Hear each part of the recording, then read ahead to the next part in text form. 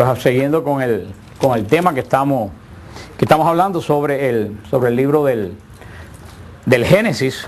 El primer libro de Génesis es el que abre, así hablamos la semana pasada, el que abre paso al libro santo, al libro de la gran revelación, y conocer el principio es lo que nos lleva a conocer el final.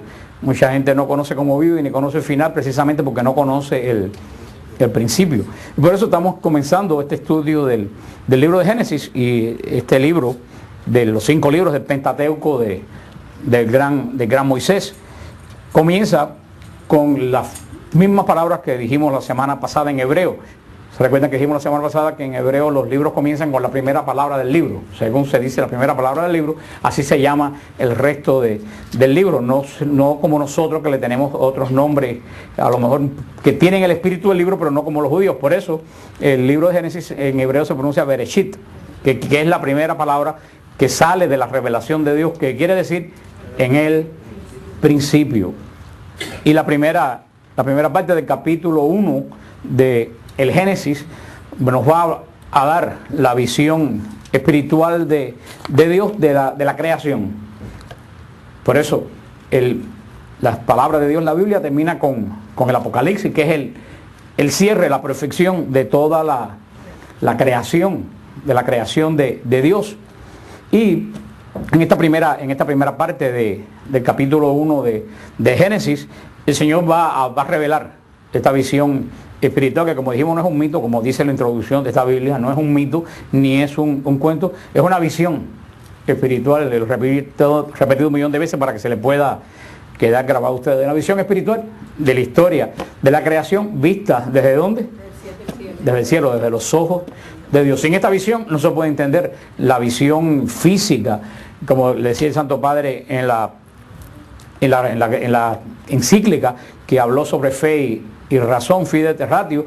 La ciencia y la fe no están reñidas. ¿Se acuerdan que lo dijimos la semana pasada? Las dos miran la misma cosa desde 2 puntos de vista totalmente diferentes. Pero yo diría, como hombre de fe, yo diría que para entender la parte física tenemos que entender la visión de Dios. Si no entendemos la visión de Dios, no se entiende en absoluto la parte física de la creación. En la creación solamente hay dos opciones. Hay 2 opciones en la creación. La primacía lo estaba sacando cuando estaba estudiando, y traté de simplificarlo lo más que pude, porque ni crea que van a entender toda la creación. Todo el que crea que va a entender toda la creación está totalmente equivocado. El Señor nada más que nos revela, como diríamos, grandes pasos, las cosas que nos son necesarias. Pero no crean jamás en la vida que le digo a ustedes que le puede explicar la creación. Es un mentiroso, porque el único que conoce la creación es Dios, y lo que Él nos ha dejado entrever de la creación. Pero en la creación solamente hay 2 opciones. Se lo he dicho con otras palabras otra vez: la primacía de la irracionalidad y la primacía de la racionalidad. O sea, donde prima la irracionalidad y donde prima la racionalidad. ¿Cuál es la opción de la primacía de la irracionalidad? Que todo es puro azar. Esa es la primacía de la irracionalidad. Toda la creación ha sido, ¿qué cosa? Un azar. Las cosas pasaron. ¿Por qué pasaron? La primacía de la racionalidad te dice que la creación es producto de un orden. Aparte de esas 2 opciones, créanme que no hay más ninguna. O la opción del azar o la opción del orden. La primera opción es lo que postulan como causa primaria de todo. ¿Qué cosa? El azar. La ausencia de todo vestigio de racionalidad, la ausencia de todo vestigio de orden, la ausencia de todo mecanismo de autoorganización, de autorreplicación, la mera ausencia de leyes originales, sino una serie de leyes que nadie sabe de dónde salió, que se van sucediendo una detrás de otra y se van superando una detrás de otra. Pero todo esto sin ningún tipo de orden ni de concierto. Todo, ¿por qué? Por puro azar. La segunda, la parte de la racionalidad, es la postulación de la existencia de una causa racional que le imprime al universo un orden. O sea, que acuérdense las 2 opciones. La primera opción, la irracionalidad, que todo es como al azar. Y la segunda, que todo tiene un origen que le imprime a la naturaleza y a la creación, ¿qué cosa? Un orden, y no solo orden, equilibrio. Equilibrio. Una racionalidad que no se puede englobar dentro de la naturaleza. Como los panteístas. ¿Quiénes son los panteístas? Los que dicen que Dios es la naturaleza. O sea, entonces Dios no puede ser la naturaleza, porque la naturaleza en un momento determinado, según esta gente, surge como por azar. Entonces Dios no puede, Dios tiene que trascender la obra que cree. O sea, es la parte de la racionalidad, es creer en la existencia de una sabiduría creadora. Que Juan, ¿cómo le llama? El Logos. El Logos. Un ser, una sabiduría que es lo que hace, cree, y que trasciende lo que cree. Este ser que nosotros le llamamos Dios. Decimos que es la causa primera y el origen de ¿qué? De toda la creación. O sea, tenemos que tener en cuenta que solamente lo que nosotros conocemos de la creación científicamente, que es estudiable, ¿qué cosa es? Es la parte física que se puede comprobar. O sea, solamente se puede estudiar la física, no estudia lo que no existe. Por ejemplo, la mitad de la gente no sabe que la física no estudia la nada. ¿Por qué la física no puede estudiar la nada? Porque la nada no existe. Entonces la física estudia el vacío, que no es una nada, aunque parezca que es lo mismo, no es lo mismo, porque el vacío es ausencia de algo, pero la nada no existe. Si ustedes ponen a ver, la nada es un concepto metafísico, un concepto teológico, no existe. La física solo puede remitirse hacia algo para poder estudiar la creación. Nadie se imagina a qué algo, y esto tiene que ver mucho con todo el Génesis, aunque parezca que no, con qué algo se tiene que limitar la física para estudiar. Nadie se imagina a qué cosa es. Algo que carece Dios. El tiempo. La física tiene que, para poder estudiar la creación, la física tiene que dirigirse ¿a qué? Al tiempo. Porque antes del tiempo, ¿qué es lo que hay? Nada. ¿Y la nada? No se puede estudiar desde el punto de vista físico. Y no se mide, la nada no existe. Por eso Dios va a revelar esto de una forma que a ustedes hoy en día inclusive les es difícil entender. Imagínate al hombre hace 4.000 años. Si hoy en día explicar eso es difícil, entonces Dios no está interesado. Nosotros estamos abundando en algo que cuando se escribe esta revelación de Dios, los mismos hombres no sabían. Y por eso, ¿por qué Dios no se lo revela? Porque a Dios le interesa que la gente sepa el Big Bang y todo eso. En un momento, si yo mismo que les vengo a ustedes, se lo digo a un grupo de campesinos de las montañas de Centroamérica, te los puedo asegurar que no van a entender absolutamente nada de lo que yo, porque muchos de ustedes no están entendiendo tampoco nada de lo que yo he dicho, y estamos en Miami en el siglo XXI, y tampoco ustedes, eso es lo que quiero decir, que Dios habla con la capacidad de la gente que puede entender. Porque si yo le digo a ustedes ahora, les voy a dar una tremenda revelación, todo esto comienza en el prank. El prank. ¿Les revelé algo? No. ¿Tú me entiendes lo que le quiero decir? Dios no puede revelar algo en un lenguaje que la gente no entiende. Por eso que el Génesis, alguna gente dice, ay, qué sencillo es. Tiene que ser sencillo. Está dirigido una revelación espiritual a una gente de hace 4.000 años.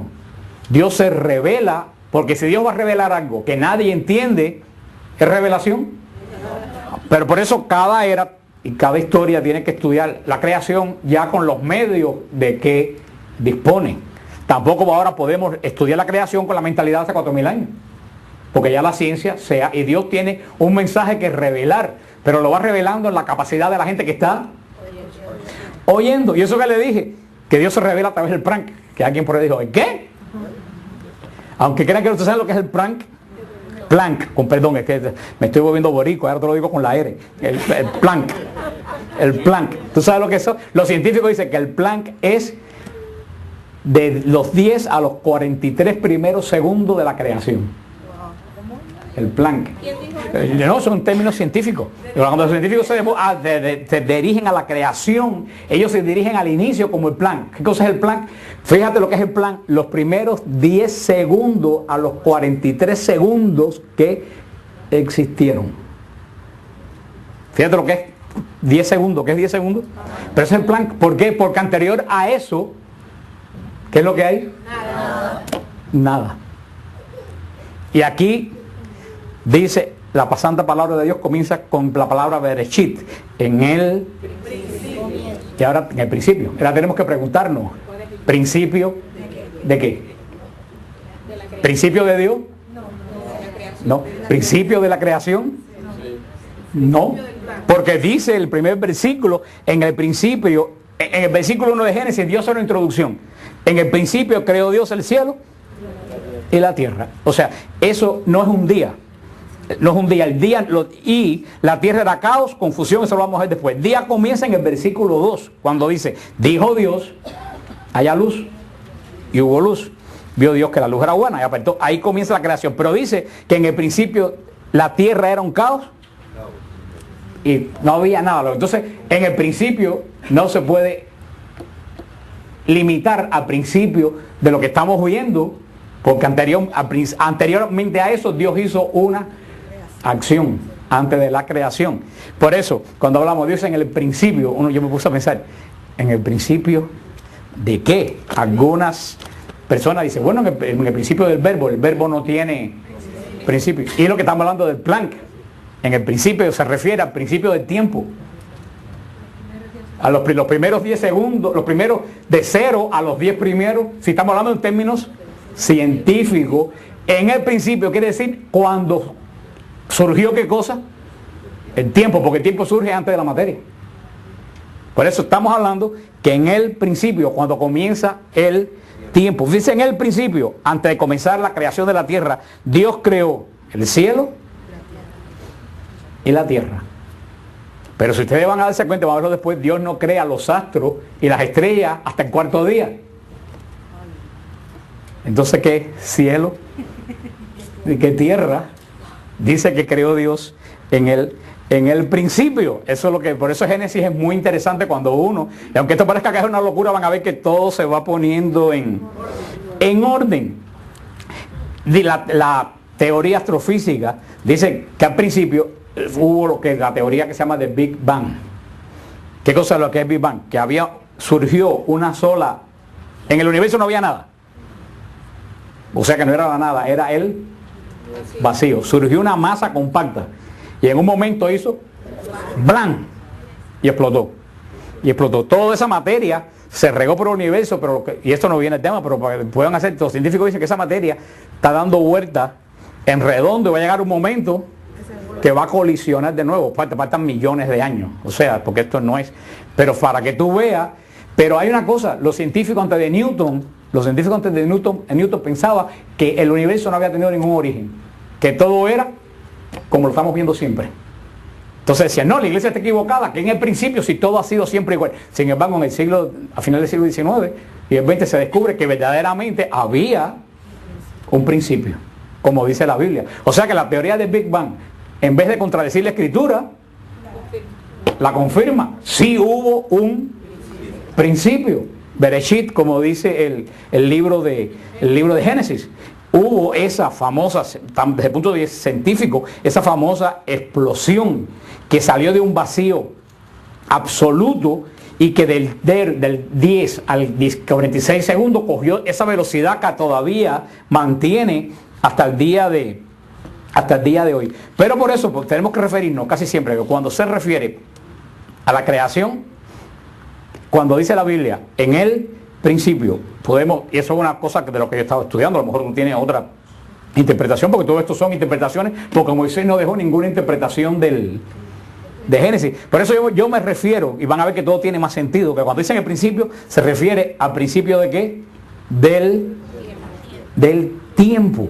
Pero hasta ahí tiene que ir la física. La física puede empezar de los 10 segundos a los 46 segundos. Pero ahora viene la pregunta, ¿y qué había antes del tiempo? ¿Qué había antes? La física no puede explicar eso. ¿Por qué la física no puede explicar eso? Porque solamente explica las cosas que son palpables. De eso es lo que nos va a hablar la visión de Dios.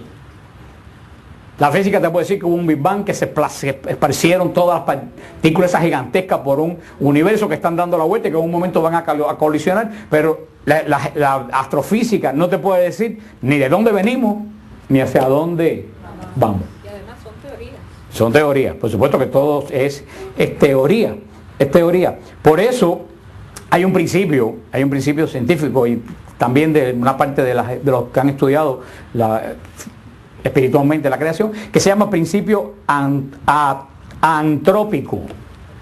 ¿Qué cosa es el principio antrópico? El principio antrópico dice que el universo está diseñado específicamente para hacer surgir dentro de él observadores racionales.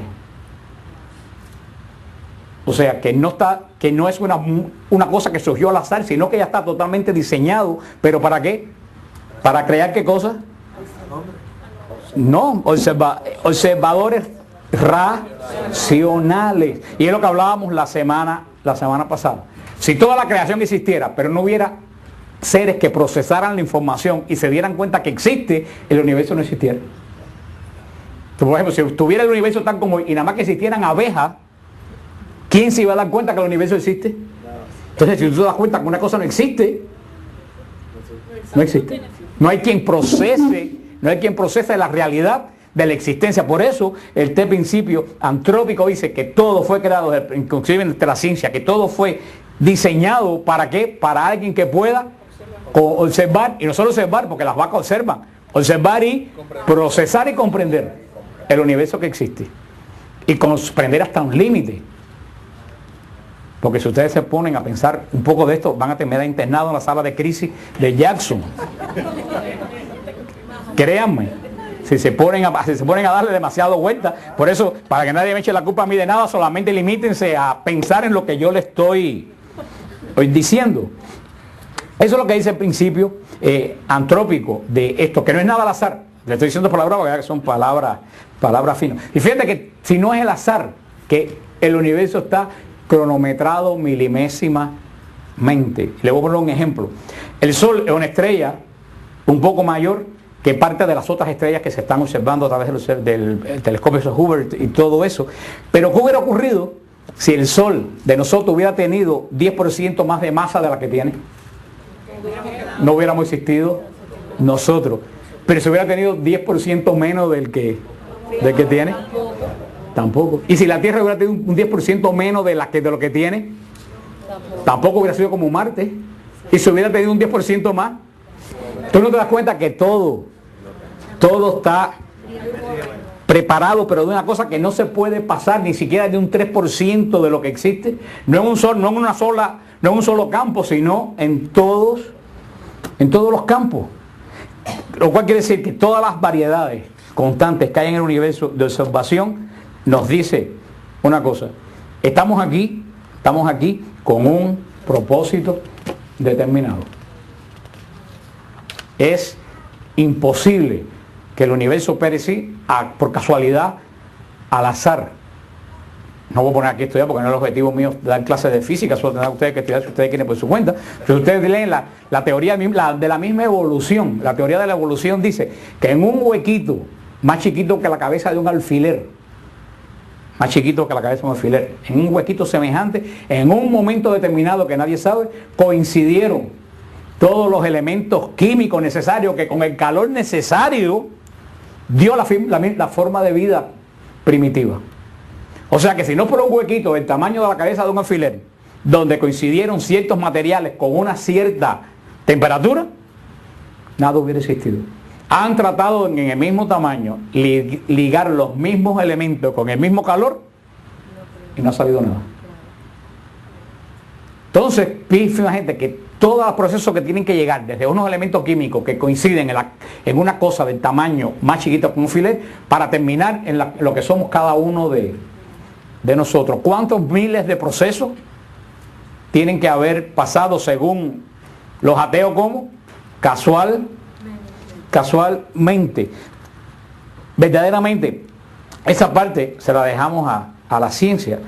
¿Cuál es lo que la Biblia nos quiere explicar? ¿Qué es lo que la Biblia nos quiere decir? ¿Qué lugar ocupa el hombre? Y no solo qué lugar ocupa, ¿para qué el hombre fue creado? Porque si no, somos producto ¿de qué? De un azar. De un azar. Entonces, imagínate tú, y no solo lo que le dije, el 10% de... La Tierra da la vuelta alrededor del Sol ¿en cuántos días? 365 días, un cuarto, por lo que sea, pero lo da. Nunca, la Tierra se demora 400 días en dar la vuelta. Siempre la Tierra da la vuelta alrededor de su eje 24 horas. Nunca se demora 36 horas. ¿Qué es lo que quiere decir? Fíjate tú qué precisión tan grande hay en el universo. Eso quiere decir que no solo estamos viendo en un universo creado, sino en un universo que mantiene un orden. Si yo no le cambio la batería al reloj cada cierto tiempo, ¿qué es lo que pasa? Se para. Y esto es lo más simple que existe, un reloj. Si tú estudias el cosmos, tú te das cuenta, como decía aquí el otro día, que es como un ballet gigantesco. Todos los movimientos están totalmente coordinados. Y como decía un médico, que el hombre para adentro es más ilimitado que nosotros para afuera. Porque estamos mirando de nosotros para las galaxias, para las estrellas. Pero cuando tú puedes mirar para adentro, los órganos, las células, los protones, cuando tú puedes mirar para adentro, el hombre es tan infinito como lo es para afuera. Y todo totalmente sincronizado. O sea que para mí totalmente, hay que tener más fe para creer que todo esto es producto del azar, que para poder pensar que todo esto tiene un origen. Y este primer capítulo de Génesis nos habla inclusive del final de la historia. Porque fíjate lo que dice, en el principio Dios creó el cielo y la tierra. Cuando uno piensa, el cielo y la tierra, ¿en qué piensa? En los planetas, en las estrellas. Porque estamos pensando con mentalidad del siglo XX. Es que cuando la Biblia dice la tierra, ¿qué pensamos nosotros? En el globo terráqueo. Y los judíos no conocían el globo terráqueo. Los judíos cuando dicen la tierra se refieren a Israel. Que es la tierra. Tú ves como la Biblia uno la lee, pero como la lee con una mentalidad que no es con la que se escribió. Por eso tenemos que cuando ve que dice el cielo y la tierra, si hasta el día cuarto no aparece el sol y las estrellas, no está hablando de el cosmos. No está hablando del cosmos. Dice, la tierra era caos, confusión y oscuridad. Por encima del abismo aleteaba el Espíritu de Dios. Ese es el primer capítulo. Mira tú qué interesante. Aquí viene en el versículo 3 cuando Dios crea el primer día. Que dice, dijo Dios, hágase la luz. Ahí verdaderamente comienza. Fíjate qué interesante. ¿Con qué comienza? ¿Con qué comienza la creación? Con la luz. Con la luz. Pero mira qué interesante. La luz está ligada a algo. A veces alguien se hace idea a qué está ligada científicamente la luz. ¿A qué está ligada la luz? ¿Nadie sabe a qué está ligada la luz? Al tiempo. La luz te da el tiempo. Fíjate que cómo se miden la distancia entre galaxia y galaxia, ¿cómo se llama? Año, luz. La luz está guiada al tiempo. ¿Y cómo comienza el capítulo 1? En el principio. En el principio. En el primer tiempo. Y se ha descubierto científicamente que el tiempo no es igual en todos los lugares. Y le voy a poner un ejemplo también. Dos bebés gemelos. Ahora lo montan en un cohete. Y el cohete sale a 90 años luz y regresa. Sube 90 años luz y regresa. Cuando baja el cohete, el bebé que está en la tierra anda ya con un bastón, porque tiene 90 años, pero el bebé que subió abajo en un año está todavía con el chupete en la mano. Para que tú veas que el tiempo no se mide igual, ni siquiera en el universo. Hay veces que nosotros estamos sujetos al tiempo, pensamos que el tiempo es igual. Por eso que no entendemos a Dios, porque si el tiempo no es igual, ni siquiera en el universo, pónganse a pensar un ejemplo, la gente coge un cohete y se va, y está 60 años luz. Si tienen 19 años, ¿con qué edad regresa? Si están 60 años luz, con 79. Pero cuando regresen no van a encontrar ni el sistema solar, porque han pasado miles de años nuestros, cuando en ellos solamente han pasado 60 años. Y esto es muy importante porque luz y tiempo están tan totalmente ligados, tan totalmente ligados. Y ustedes dirán, bueno, ¿y a dónde irá a parar? ¿A dónde irá a parar todo esto? También otra cosa que tenemos que ver, para nosotros, día, ¿qué cosa es? ¿Un tiempo de cuánto? De 24 horas. Para los judíos no. Para los judíos el día era el tiempo que dura la luz. De que sale el sol, que se dice Yom. Yom quiere decir día. Por eso, el Yom Kippur, día de perdón. Pero fíjense que el día judío está ligado al periodo de luz. Por eso, si queremos entender un poco el capítulo primero de Génesis, tenemos que ir al primer capítulo del Evangelio de San Juan. Ahí es donde el Evangelio de San Juan es que nos da la clave de todo. Y fíjate qué interesante cómo comienza el Evangelio de San Juan. En el principio. ¿Cómo comienza Génesis? En el principio. Y mira lo que dice el Evangelio de Juan, capítulo 1, versículo 1. En el principio existía la palabra. Y la palabra estaba junto a Dios. Y la palabra era Dios. La palabra estaba en el principio junto a Dios. Todo se hizo por ella. Está hablando ella de la palabra. Y sin ella no se hizo nada. Lo que se hizo en ella era la vida. Y ahora viene la clave de todo. Y la vida era la luz de los hombres. Ahí está la clave de todo. Dice que al principio se creó la vida. ¿A través de quién? De la palabra. Y dice que esa vida, que es la palabra, ¿qué cosa era? La luz. ¿Y qué dice aquí? En el principio creó Dios el cielo y la tierra. La tierra era un caos y oscuridad. Pero el Espíritu de Dios aleteaba sobre el abismo. Dijo Dios, haya luz, y hubo luz. Vio Dios que la luz era buena. Y apartó Dios la luz de la oscuridad, de las tinieblas. Ahí está. ¿Quién es la luz? No, ¿quién dice San Juan que es la luz? Cristo. Pero no dice, Juan no dice que es Cristo la palabra, el verbo, el logos. ¿Por qué tenemos que entender? Jesús no es Jesús hasta que entra en el vientre de María. Antes que Jesús entre en el vientre de María no tiene carne. Antes de entrar Jesús en el vientre de María, ¿qué cosa era? Espíritu. Era espíritu como el Padre y como el Espíritu Santo. Por eso Juan no lo llama Jesús ni Cristo, porque Jesús o Cristo empieza a llamarse cuando Él se encarna. Anteriormente es el verbo. Por eso le llama logos, que se traduce como palabra, pero yo prefiero más que palabra llamarlo como es la traducción original de logos. Esta Biblia, muchas veces las traducciones son muy, no sé cómo traducen esta Biblia, pero logos en griego quiere decir verbo. Una palabra activa, una palabra que está con siempre en. Por eso, en el principio Dios creó el cielo y la tierra. La tierra era caos y oscuridad. ¿Y qué es la primera acción que hace Dios? Separar la luz de las tinieblas. ¿Y quién dice San Juan que es la luz? Cristo. Separa el verbo de las tinieblas. Crea el cielo y la tierra. Hablando en este sentido, ¿a quién dice el Apocalipsis 12 que se precipita a la tierra? A Satanás. ¿Y qué le dice Jesús qué le dice el diablo a Jesús en las tentaciones? Todo esto te voy a dar si te postras. Y Jesús le dice, no, que nada de eso es tuyo. Jesús le dice algo de eso. Jesús sabe que la tierra fue entregada ¿a quién? A Satanás. Dice que en el principio Dios crea el cielo y la tierra, pero no es el cielo que nosotros conocemos. ¿Qué es lo que quiere decir? Para que no se dé más vuelta.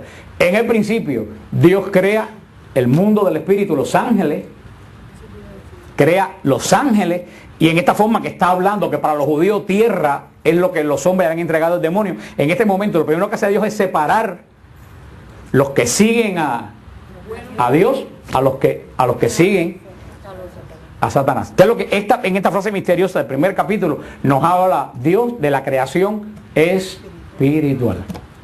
Por eso cuando Dios crea al hombre, ya quien está en el medio, un ángel cuidando lo que es el que después da origen a toda. O sea que hay la primera obra que hace Dios es la creación espiritual, lo que conocemos hoy como, que le dicen que no es el cielo que como dicen los americanos es heaven, es el lugar donde mora Dios. Es lo que crea Dios, donde están quienes, los ángeles que sirven a Dios. Pero al mismo tiempo separa la luz. Ustedes saben ya quién es las tinieblas. Eso no hay que decirlo. Pero saben también ya por a través del Evangelio de San Juan quién es la luz. ¿Quién es la luz? Cristo. Esa es la primera acción. Y no es que Cristo es creado. Cristo es muy, y ojalá que no se enreden con esto porque es muy difícil de explicar. Cristo no es creado, pero Cristo es engendrado. En el sentido espiritual es muy diferente decir creado, y lo decimos en el credo: creo en un solo Señor, Jesucristo, Hijo único de Dios, nacido del Padre antes, ¿tú sabes que de todos los siglos? Antes del tiempo, engendrado, no creado. No sabemos en qué momento Dios engendra, no lo crea porque se desprende del mismo, pero de una forma diferente. Y dicen en teología que a partir de ese momento se crea una relación entre Dios y la segunda persona de la Trinidad filial, de Padre e Hijo. Porque fíjate que el Espíritu Santo no es engendrado. El Espíritu Santo es expirado con ese, dice la teología. O sea que no se engendra, sale de Dios de una forma que nosotros no. De la relación del Padre con el Hijo, expira el Espíritu Santo. Más que eso, hermano, más de ahí para atrás, quien te diga que sepa algo de eso, está diciendo una herejía. Hasta ahí te podemos llevar. Pero ¿cómo dice en este primer día que Dios separa la luz de las tinieblas? La luz, ya nos dice San Juan, que es Cristo. Las tinieblas ya sabemos. ¿Por qué la Biblia no abunda más en la creación angélica? ¿Por qué la Biblia no abunda más? Porque la Biblia no está escrita para los ángeles. ¿Para quién está escrita la Biblia? Para nosotros. A lo mejor los ángeles tienen una Biblia espiritual que nosotros no conocemos. Pero la gente, ¿por qué Dios no abunda más de los ángeles? Si Dios no lo abunda, porque a nosotros no nos corresponde saber qué ocurrió antes del tiempo. Y aquí es donde viene la cosa. Por eso que los ángeles están creados antes del tiempo. Y por eso que la rebelión de los ángeles ocurre antes del tiempo. Y por eso nosotros nos podemos arrepentir y ellos no. Nosotros nos podemos arrepentir porque tenemos tiempo, pero ellos no tuvieron tiempo. No traten de entender más, hasta ahí es donde pueden llegar. Yo por lo menos entiendo lo que estoy diciendo. Ojalá que ustedes entiendan lo que yo estoy diciendo. Nosotros podemos entender los ángeles porque ellos están creados antes. Porque el tiempo surge con la luz. Acuérdense, año, luz. Y dice, en el principio era el verbo y el verbo era la luz.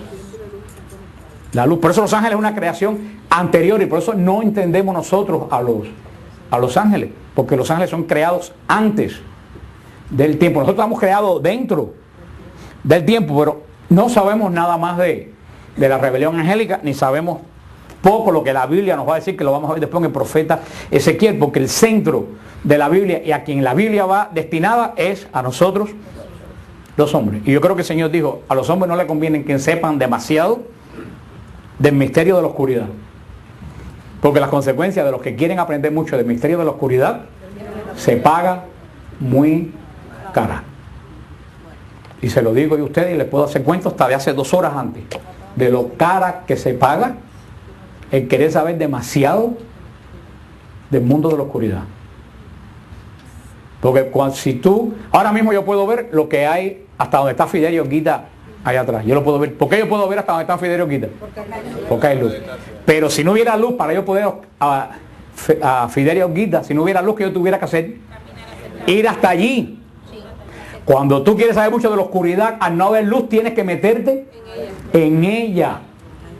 Hermano, y a la vez que te metes, y vi qué cantidad de gente hay metida caminando en esa oscuridad, tratando de ver qué es lo que hay ahí, hermano. Por eso el Señor nos lo reveló. De la oscuridad, mientras menos sepamos, mejor. Y por eso el Señor no nos revela nada más, ni Israel nunca habla del demonio. Cuando Israel habla del demonio, dice el nombre de un rey enemigo de Israel. El rey de Egipto, el rey de Tiro, el rey. Menciona el demonio con el nombre de un rey que ha atacado a Israel, pero nunca, solamente en Job lo menciona por su nombre. No se menciona por el nombre. Los judíos no querían ni siquiera saber cómo se llamaba. Mientras menos se sepa ese nombre, mejor. Pero hablando también del concepto de día, porque ahora viene, que vamos a empezar a ver la semana que viene, el proceso de los 6 días, que le vamos a brincar por arriba porque es cosa de los 6 días que a nosotros no nos interesa. Porque acuérdense que la Biblia no es un libro de ¿qué? De datos. No vamos a ir, y el segundo día que Dios las mata. A nosotros no nos interesa si el segundo día que Dios las mata. O sea, cuando creó los peces. ¿Qué es lo que quiere decir estos 6 días? Que la creación está ordenada. O sea, que es como que Dios, como alguien que primero diseña la casa, ¿no? Las paredes, el techo, el piso. Cuando ya la casa está diseñada, mira adentro y ¿qué es lo que ve? No hay nada, está vacía. Entonces dice, ajá, entonces voy a poner un cuadro, aquí voy a poner el juego de comedor, aquí voy a poner... Cuando primero crea el espacio, después lo empieza a llenar. Así Dios crea el cómo y después lo empieza a llenar. ¿Pero cómo lo empieza a llenar? Ordenadamente. Pero cuando tú comienzas, creas una casa, hacer los planos, construir la casa como tú quieres, la empiezas a llenar, tú estás preparando esa casa con un objetivo. ¿Cuál es el objetivo? Vivir en ella. Cuando ya tú la tienes ordenada, con todos los muebles y todo lo que tú dices, ahora me puedo mudar y disfrutar. Eso es lo que quiere decir de ordenación. Dios creó el cómo, después lo llenó como ordenadamente, pero con un propósito, con un objetivo. Y vamos a ver cuál es el objetivo. El objetivo trasciende más allá de lo que ustedes se imaginan, de lo que me imaginaba yo cuando empecé a estudiar hace tiempo el Génesis. Pero aquí empieza la gran duda. ¿Fueron 6 días? ¿No fueron 6 días? Pero ahora viene una cosa que les acabo de explicar a usted ahorita algo. ¿El tiempo es igual en todas partes? No. ¿Los años luz es igual al año de nosotros? No. Dios está hablando en un tiempo que no es nuestro tiempo. ¿Usted entiende lo que les digo? La Biblia dice 6 días, pero ¿quién está dando este relato? Dios. Pueden haber sido 6 días vistos desde el punto de vista de Dios, que podían haber sido cada día de Dios, que no coincide con nuestro tiempo, podían haber sido unos 6 millones de años cada día. Porque no, acuérdense que les acabo de demostrar que el tiempo no es igual, inclusive en la creación. Por eso cuando se habla de días, ¿quién está hablando? Dios está hablando desde su concepto de tiempo, de creación. Otro concepto que estuve leyendo muy interesante, que es posible también que estos 6 días haya sido los 6 días en que Moisés recibió esta revelación. El primer día Moisés recibió la creación de la luz. El segundo día Moisés recibió la creación de los océanos. El cuarto día Moisés recibió la creación. ¿Usted me entiende lo que le quiero decir? Que no podemos decir tampoco como los fundamentalistas, no fueron 6 días, lunes, martes, miércoles, jueves, viernes. No, porque eso también es tan error como quererlo verlo científico, porque ni siquiera desde el punto de vista espiritual Dios no está dando datos, Dios no está dando una revelación. Por eso que es muy importante para que usted diga, no, pero que esto es anticientífico, porque si en 6 días. Digo, sí son 6 días, pero no son 6 días de nosotros. Son 6 días desde el tiempo de alguien que no mide el tiempo, como el que está en el cohete y se fue por 90 años, no mide el tiempo, igual que los que se quedaron aquí abajo. Para ellos fue un año, pero para nosotros fue 90 años. Por eso tenemos que tener idea. Y en esta palabra, en el principio, Dios creó. Ahí para crear, la Biblia usa la palabra bará. Bará solamente se atribuye a la creación de Dios. Cuando el hombre crea, usa esta palabra. Esa palabra bará quiere decir hacer. No solo quiere decir creó. Dios hizo, surgió algo de la mano de Dios. O sea que el único sujeto es Dios. Solo Dios puede barar. Solo Dios puede crear de la nada. Solo Dios puede hacer, como nos va a decir el Génesis. Todos los demás verbos que tiene la palabra, el hebreo, significa hacer cosas con la mano. Pero bará solamente se refiere a este primer versículo del capítulo 1. Lo que dice en este capítulo 1, la palabra hebrea es tohu, que tohu no lo puedo pronunciar con la garganta, que quiere decir el caos. No quiere decir en sí caos, quiere decir desordenado. O sea que todo estaba desordenado y bajú, que quiere decir vacío. O sea, quiere decir que todo estaba vacío y que no había orden. ¿Y qué es lo primero que empieza a hacer Dios? A llenarlo ¿con qué? Con orden. Te hace esta creación en orden. Dios creó el primer día, antes del primer día, en el inicio de todo, Dios hace la creación, ¿qué cosa? Espiritual. Y fíjate que si el sol no va a ser creado hasta el día 4, no está hablando del día como de nosotros hoy está. ¿Cuál es el origen de todo? Y eso es lo que va a hablar Juan en el Apocalipsis. Los que caminan en el día y los que caminan en las tinieblas. Con eso comienza el versículo 1 y con eso va a cerrar Juan el Apocalipsis. ¿Qué es el Apocalipsis? La guerra de la luz contra las tinieblas. ¿Y cómo termina el Apocalipsis? Con el vencimiento de la luz sobre las tinieblas. Porque esta tiniebla que se creó cuando Dios separa, porque fíjate, Dios separa. ¿Qué quiere decir? Que antes, supuestamente en nuestro concepto, tiniebla y luz estaban. Quiere decir que el mundo espiritual era uno solo. No, el mundo espiritual era uno. Olvídense de la tierra, no estamos hablando de la tierra, estamos hablando antes que surgiera nada. En el principio era un solo mundo espiritual. Y Dios en un momento determinado separa la luz de las tinieblas. Ya sabemos quién está en la luz, el verbo, y sabemos quién está. Y así vamos a ver, cuando lleguemos al capítulo de Génesis, que el que está en las tinieblas va a querer desde el principio que todo el mundo camine en tinieblas. Que hasta el día de hoy seguimos en esa gran batalla, seguimos todavía el mundo entero. Y así comienza toda esta maravilla que es el versículo de Génesis, que si ustedes quieren en su casa lo pueden leer, porque no vamos a hacer un estudio de versículo a versículo. Dice el primer día, dijo Dios, haya luz, y hubo luz. Vio Dios que la luz estaba bien, y apareció Dios la luz, y separó Dios la luz de la oscuridad. Llamó Dios a la luz día, y a la oscuridad la llamó noche, y atardeció y amaneció el día primero. Recuérdense, no está hablando del sol, porque el sol no está creado hasta el día cuarto. Esto es un profundo mensaje espiritual, que ese es el comienzo de la creación, y así mismo va a terminar. Así mismo va a terminar, comienza. Y atardeció y amaneció el día primero. Mira esto que interesante. Dice en todos los demás días, dice, y vio Dios que era bueno. Sin embargo, aquí no lo menciona. Porque Dios no puede decir que las tinieblas eran buenas. Sigue, dijo Dios, hay un firmamento por en medio de las aguas que las aparte unas de otras. Y así comienza este relato desde el punto de vista no nuestro, desde el punto de vista de quién, hebreo. Dios está hablándole de forma de pensar hebrea, porque si Él se revela con forma de pensar de Einstein, esta gente no hubieran entendido el mensaje central, que qué cosa es la creación. Y por eso cada vez que Dios termina el día, dice, vio Dios que era bueno.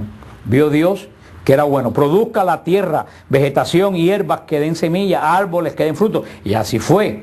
Sigue diciendo en el versículo 14, dijo Dios, haya luceros en el firmamento celeste que aparte el día de la noche. ¿Ves cómo ahora está hablando de la creación del cosmos? Y así, y sirva de señales para solemnidades, días y años. Y sírvase de lucero en el firmamento celeste para alumbrar sobre la tierra. Y así fue. Hizo Dios dos luceros mayores, el lucero grande para regir el día. Tú ves que aquí está hablando algo diferente de lo del primer capítulo. ¿Te das cuenta? Por esto es una revelación. Dijo Dios, huyan las aguas. Y así va Dios llenando la casa que Él diseñó. Pero fíjate que inclusive así la va diseñando con orden. No sacó al hombre de una caja como la teoría babilónica, ni que la creó de maíz como la teoría de los indios mesoamericanos. Si ustedes van a ver, aunque no es el punto, pero Dios va creando la vida del mismo modo que la ciencia dice. ¿Dónde dice la ciencia que surge la vida? En los océanos. ¿Dónde aparece aquí la primera vida? En el océano, en el agua. Tú ves cómo sigue una lógica, sigue un orden de Dios. Y lo más importante, que ahí nos vamos a quedar para empezar la semana que viene, en el capítulo 26, en versículo 26 dice, y dijo Dios, hagamos al ser humano a nuestra imagen, y semejanza. A nuestra imagen y semejanza. En toda la creación, ¿qué cosa es la creación? La creación es una obra trinitaria. Desde el primer día Dios está en la creación. ¿Dónde está Dios en la creación? Está el Padre. ¿Qué es lo que está haciendo el Padre? Creando. Está el Padre creando. Está el Espíritu Santo. Lo dice, el Espíritu Santo aleteaba sobre toda la creación. El Espíritu Santo es el que da vida desde el comienzo. Por eso lo llama la iglesia Señor y dador de vida. Está el Espíritu Santo dando vida a todo. ¿Y dónde está Cristo ahí? La palabra. Fíjate que Dios no crea el universo con las manos. ¿La crea con qué? Dijo Dios. Lo crea con el verbo, con la palabra. En nosotros la palabra es sonido. Pero en Dios generó una persona. ¿Cómo se entiende eso? Yo no sé. Pero usted ha visto que hay carros que tú le dices ábrete y la computadora capta el nombre, lo que tú estás diciendo, o open y se abre. ¿Quién le iba a nuestros abuelos, quién le iba a decir eso? Que tú ibas a decir una cosa y se iba a abrir una puerta con lo que tú dijeras. El mismo teléfono. ¿Cómo tú te comunicas con alguien que está en la China? ¿Tú me entiendes? Inclusive entre nosotros el sonido tiene unas formas diferentes. Acuérdate que Dios no es un ser humano. En nosotros la palabra es sonido, pero en Dios la palabra, ¿qué cosa es? Una persona, la luz, Cristo. Por eso se le llama desde el principio. Cristo está desde el principio. Y esto es muy importante que tengan en cuenta. Lo va a decir San Pablo. Lo va a después decir San Pablo. A través de él todo fue hecho. Todo fue creado. Dice San Pablo, todo es creado a través de Cristo. Y lo dice el credo de Nicea. Creo en un solo Señor Jesucristo. Creo en un solo Señor Jesucristo. Hijo único, nacido del Padre, por quien todo fue hecho. Lo decimos en el credo. Todo fue hecho a través de Cristo. ¿Por qué? Porque Dios lo crea a través de qué cosa? De la palabra. Dios no hace nada. Dios crea con la palabra. Así que aquí vemos el Padre creando. ¿Con qué? Podríamos decir creando, pero que para que lo entendamos mejor, la iniciativa sale del Padre de crear. Se manifiesta la creación a través del Hijo, de la palabra, del Hijo, y es santificada por el Espíritu Santo. Desde el comienzo es una acción trinitaria. Es una acción trinitaria.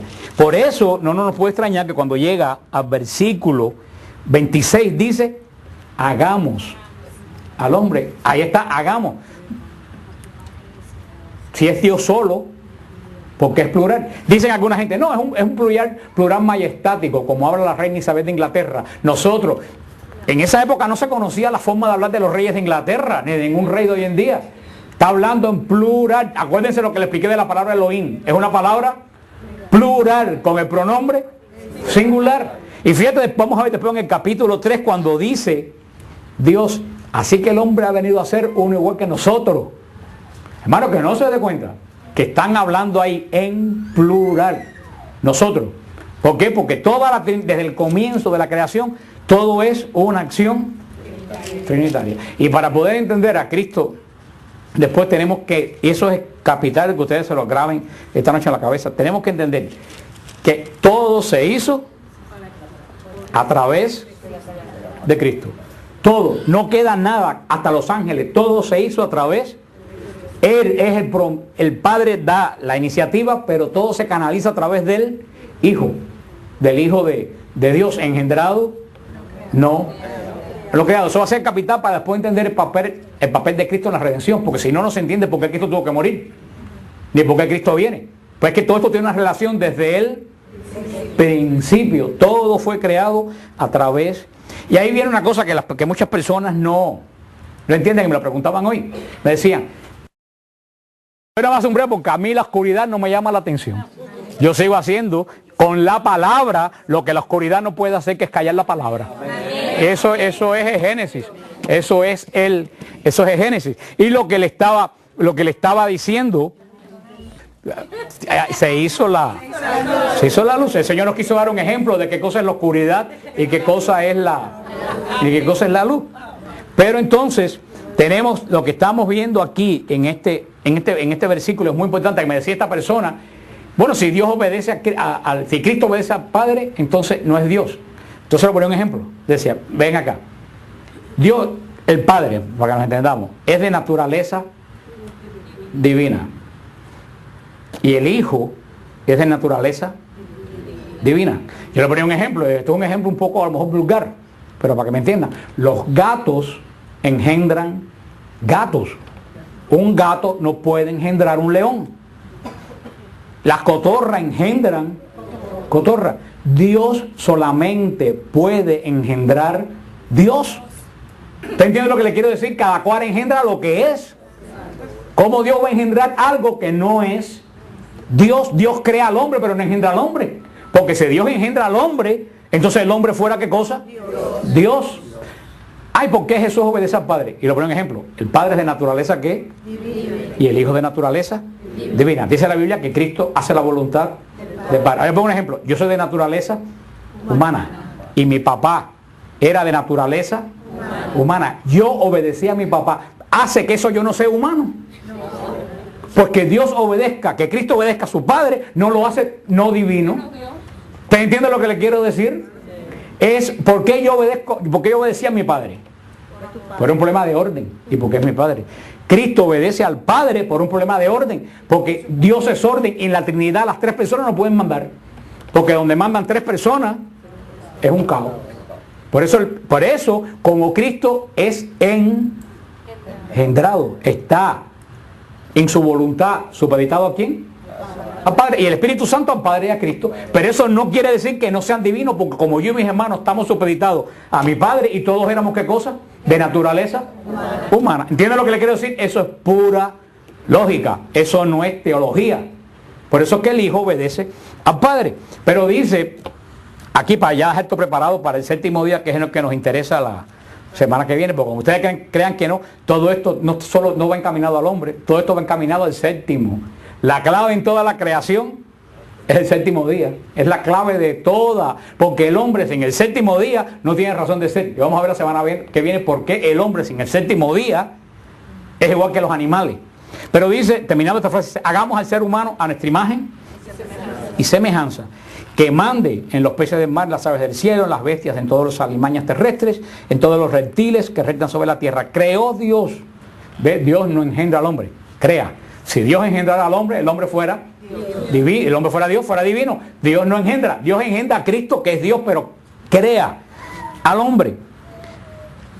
Creó pues Dios al ser humano, a imagen suya los creó, a imagen de Dios los creó, macho y hembra los creó. Ahí tú ves que esto no tiene nada que ver con la parte de Adán y Eva. La parte de Adán y Eva es como un zoom de una cámara que mete Dios en un momento del séptimo día. Como el que pasó también ahí, que ahí fue donde se formó la cuestión. Pero en el momento Dios crea al hombre y a la mujer totalmente iguales. Imagen, tanto el hombre es imagen y semejanza de Dios, como la mujer es imagen y semejanza de Dios. Aquí no hay ningún tipo de a imagen suya. Entonces, Elena Blavatsky, la madre de la teosofía, que tenía una mente sucia, porque esa vieja tenía una mente sucia, dice en su libro, dice sin velos, que Dios es bisexual.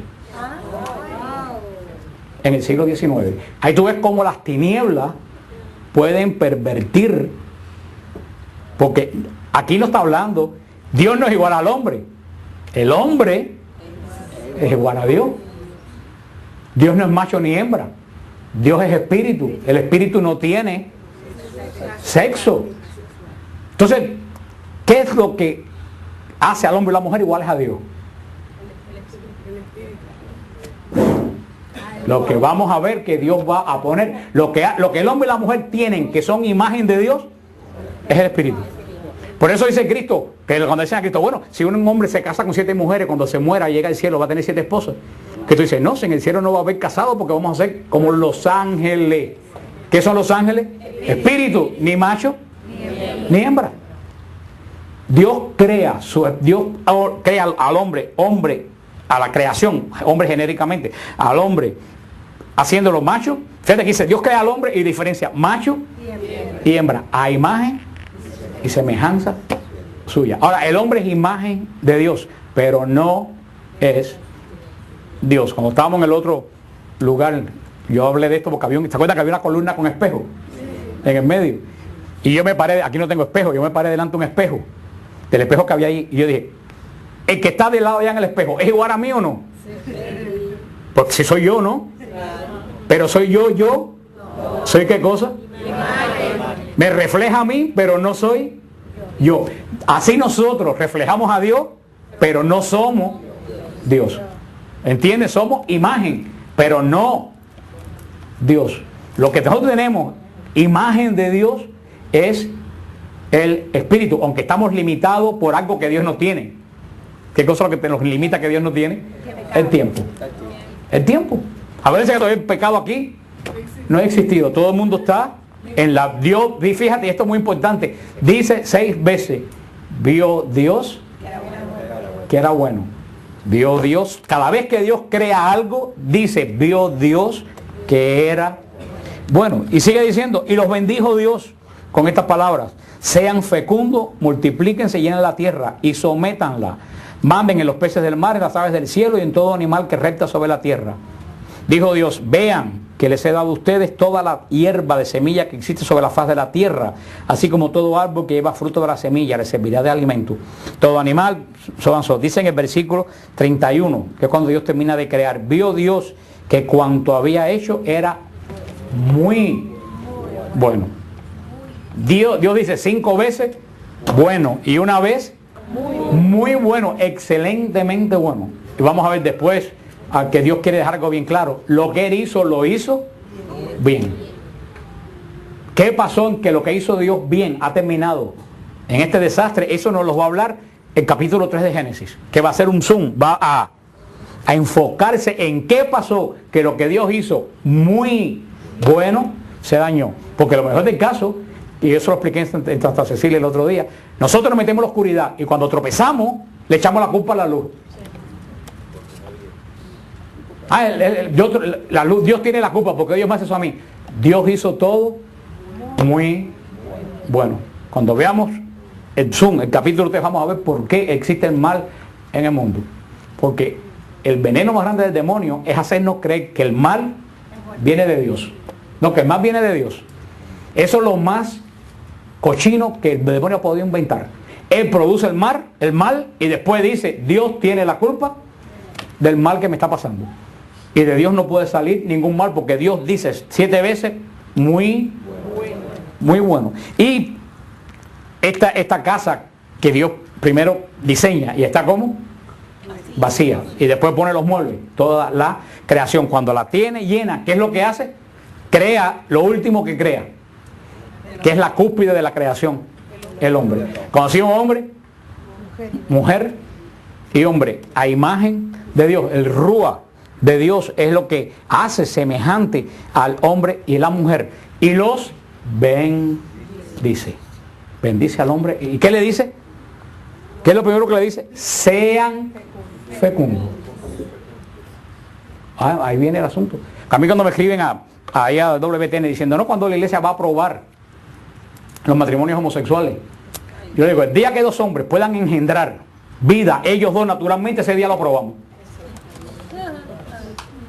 Es una monstruosidad, un matrimonio que no puede engendrar vida. Me dicen, bueno, las mujeres son estériles. No. Que sea estéril no quiere decir que no esté diseñada para crear vida. Un matrimonio homosexual no puede ser bendecido porque no jamás engendra vida. Porque ese cuento que llevó la mujer desprestigiada esa de Oprah Winfrey, un hombre en estado, eso no es un hombre. Eso es una mujer que se cambió la apariencia, pero por dentro seguía siendo una mujer. Pero ¿cómo somos tan estúpidos que decimos, un hombre salió en estado? Mentira, eso es una abominación lo que pasó ahí. Pero somos tan estúpidos que lo repetimos. El primer hombre que sale es... Hermano, ¿sabe quién anda detrás de todo esto? Y aquí viene al punto, imagen de Dios, creó Dios al hombre y a la mujer. Y la primera orden que le dio, sean... Y aunque crean que no, de ahí viene todo el asunto del diablo, de los anticonceptivos, del aborto y de todo eso. Porque está diciendo al hombre, deja de ser fecundo. Porque es la primera orden que Dios le dio al hombre. sé fecundo. Y una cosa, y antes de terminar con esto, que es muy interesante, fíjate que en este siglo, en el siglo XX y lo que es el XXI, toda la profanación del ser humano, casi toda se ha dirigido a la mujer, no al hombre. No al hombre. La liberación femenina, que no está liberación. El feminismo quiere decir que la mujer se tiene que volver más femenina. Al contrario, el feminismo es que la mujer se vuelve más masculina.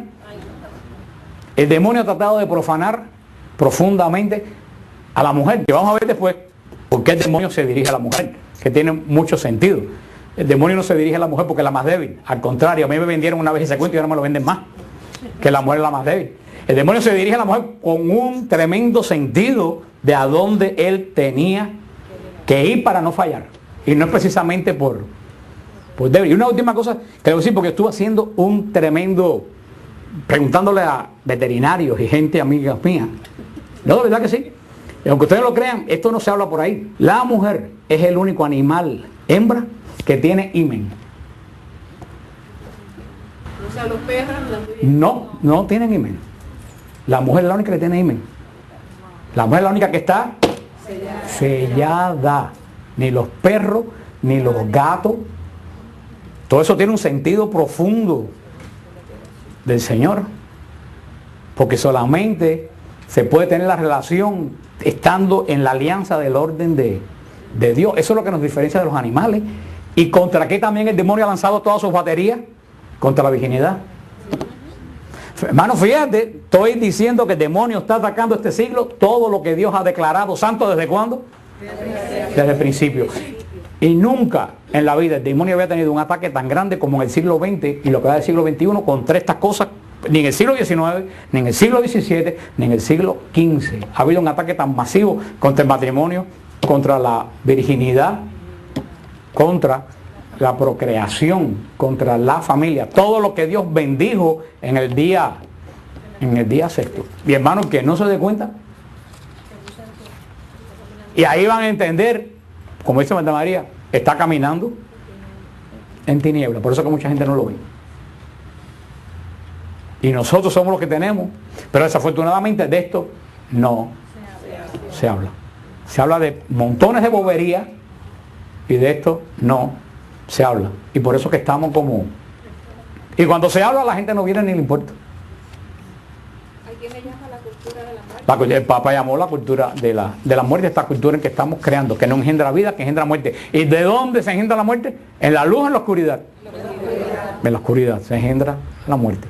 Pero ustedes tienen que darle gracias a Dios porque ustedes han sido llamados para caminar en la luz.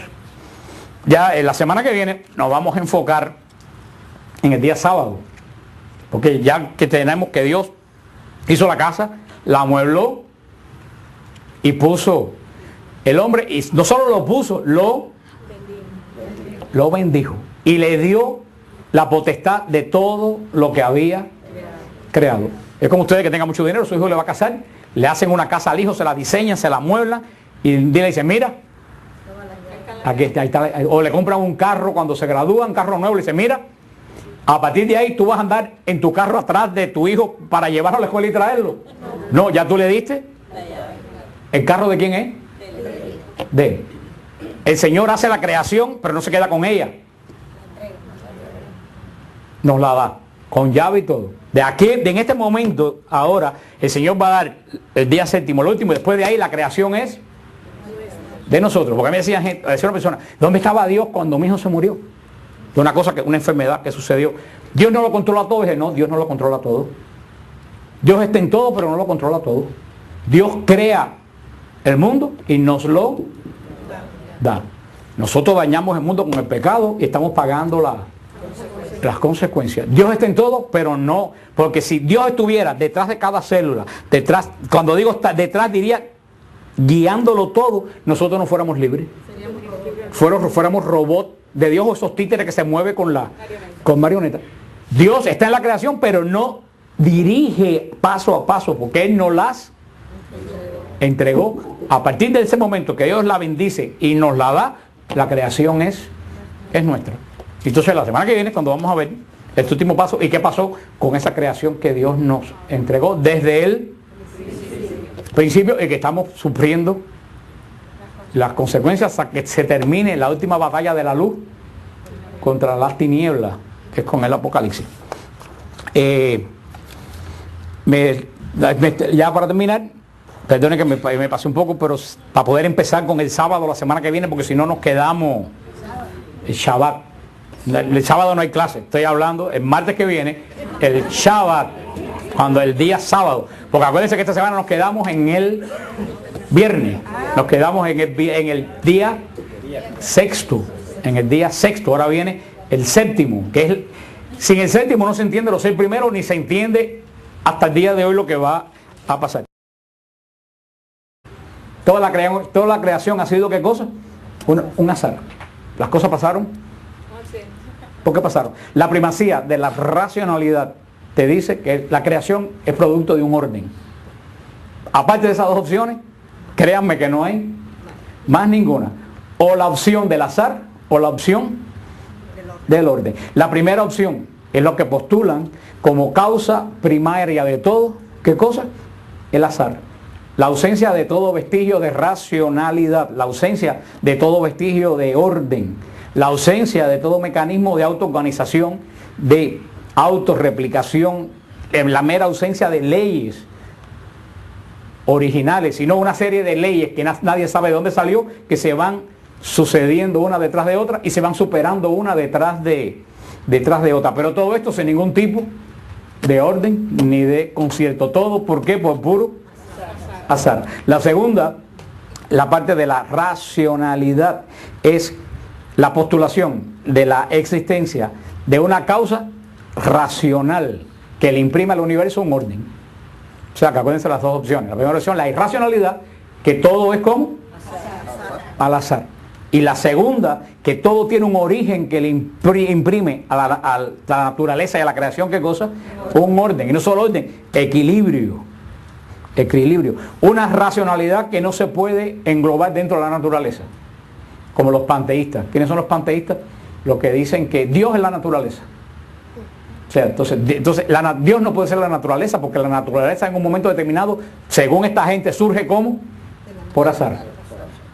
Entonces Dios no puede, Dios tiene que trascender, ni es un cuento, es una visión espiritual, lo repetido 1.000.000 de veces para que se le pueda quedar grabado a ustedes. Una visión espiritual de la historia de la creación, vista ¿desde dónde?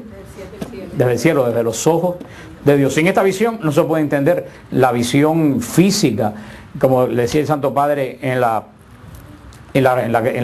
encíclica que habló sobre fe y razón, fide ratio. La ciencia y la fe no están reñidas. ¿Se acuerdan que lo dijimos la semana pasada? Las dos miran la misma cosa desde dos puntos de vista totalmente diferentes. Pero yo diría, como hombre de fe, yo diría que para entender la parte física tenemos que entender la visión de Dios. Si no entendemos la visión de Dios, no se entiende en absoluto la parte física de la creación.